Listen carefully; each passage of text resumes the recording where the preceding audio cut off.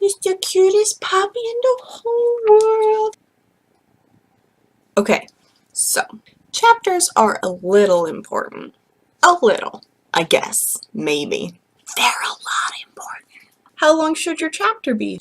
How do you start a chapter? How do you end a chapter? How do I know if it's a good chapter? What even is a chapter?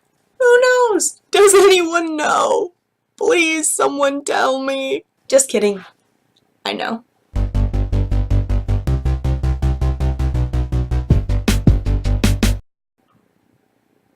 We're going to answer, how long should your chapter be? As we go, we will also discuss what chapters are, what they do, how not to start and end them. Let's go! Chapters form the structure of the story. They break it up into more bite-sized pieces. Each chapter is a mini story. The beginning and the end of a chapter need to be bookends. Bookends. The open and the close mirror each other. Introduce a tiny problem in the beginning and solve it by the end as a part of the bigger plot. You can have a conflict in the beginning and instead of resolving it, add in another complication at the end. You can even use similar words themselves, similar phrasing, similar thoughts between characters. I am a rule follower, so I really wish there was a hard and fast rule on how long a chapter should be, pages, word count,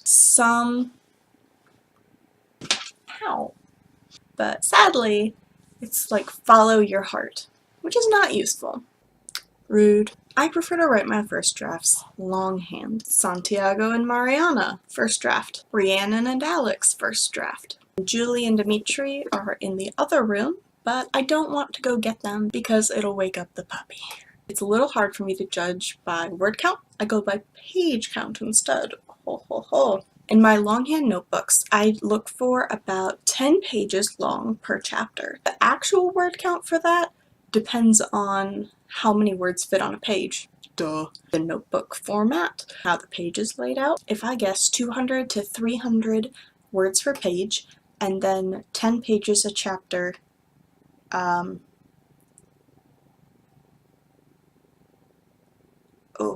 hang on. Math. 200 times 10. 2,000 to 3,000 words. I found that it's a good length to provide some meat to the scene without being such a long chapter that it feels like it's going on forever. I have to read my book too, and my attention span is kinda sometimes. I prefer shorter chapters because then each time I come to the end of a chapter, I feel like I've accomplished something. I need all of that feeling I can get. The exact length of a chapter will depend on you. Isn't that the answer you didn't want? It'll depend on your genre, your target audience, your writing style, the length of your manuscript overall. And your chapters don't all have to be the same length. In fact, I would say they probably shouldn't all be the same length. I've had chapters in the same book that were as short as 7 pages and as long as 15 or 20 pages. It all depends on what's happening in the scene, when it feels natural to cut it off. Try not to overthink the exact length of it, because that's more of a guideline. As vague as the standard is, follow your heart. Personally, I aim for 10 longhand pages. Sometimes it'll be more and sometimes it'll be less. It's not an exact science. Every chapter should contribute something to either the main plot or to one of the subplots. Even scenes or chapters that focus more on developing a character or developing a relationship should refer to a plot, raise a question about one of the plots. In the romance genre, where the relationship is the plot, each scene, even if it's just them bonding, should take the relationship up a step. You might have them have a date they didn't mean to go on. Excellent. They could save a baby from a runaway carriage. Cool. They could run away from a party in the rain. Cool. Each of those steps takes them closer to the grand goal, happily ever after. What you can't do is have them go on the accidental date and save a baby from a runaway carriage and run away from a party in the rain and have it all be at the same level relationship-wise. Make sure that the character's thoughts, motivations, behaviors, and conversations all reflect that something more is happening.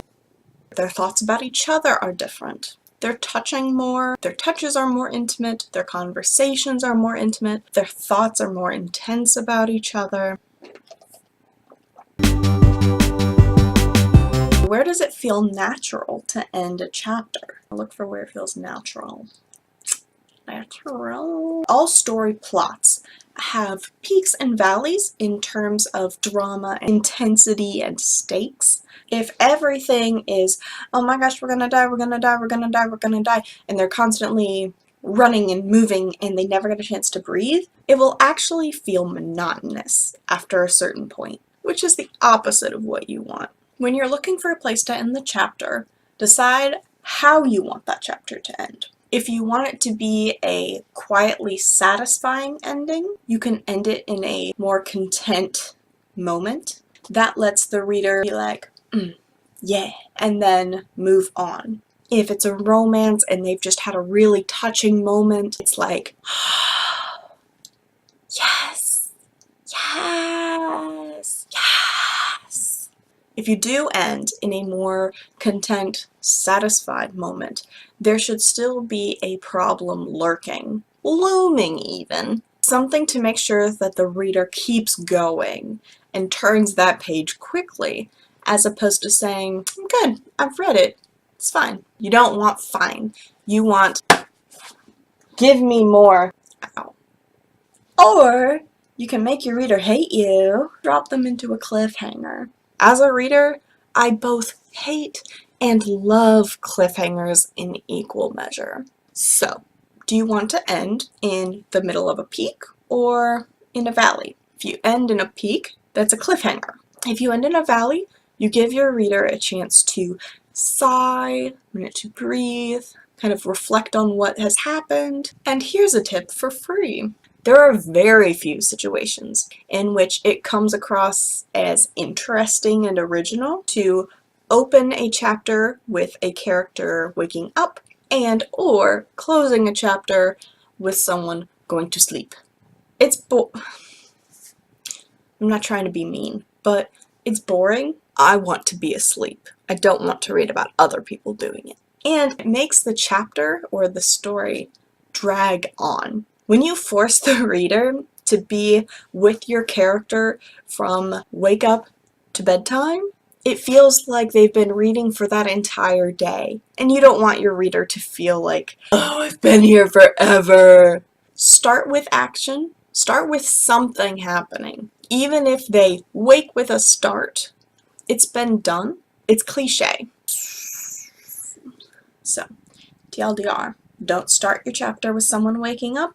Don't end your chapter with someone going to bed. Chapters form the structure of your story. They break it up into bite-sized pieces, and each of those pieces is a mini-story within the grand scheme of things. There's no set rule of word count or page count for how long a chapter should be. Personally, I go for 10 longhand pages, give or take. The real goal is to make sure that you have enough content to really flesh out your mini story there without dragging on for so long that your reader feels like they never get a break. Every chapter should contribute something to a plot or a subplot. If it doesn't progress the story, then why is it there? You might want to reevaluate whether you even need it. Decide whether you want to end your chapter at the peak of the action or in a moment of calm. Where does it feel natural to end a chapter? Waking from sleep or going to sleep might feel natural, but they're boring as hell to read. The opening and closing should mirror each other in a way that emphasizes that this was a contained unit. Nailed it. Like and subscribe if you like. You're your own person. I'm not going to tell you what to do. I do post a new video every week, And I post a new blog article every week. That's on my site. Link is below. Now go forth and write an awesome chapter. I believe in you.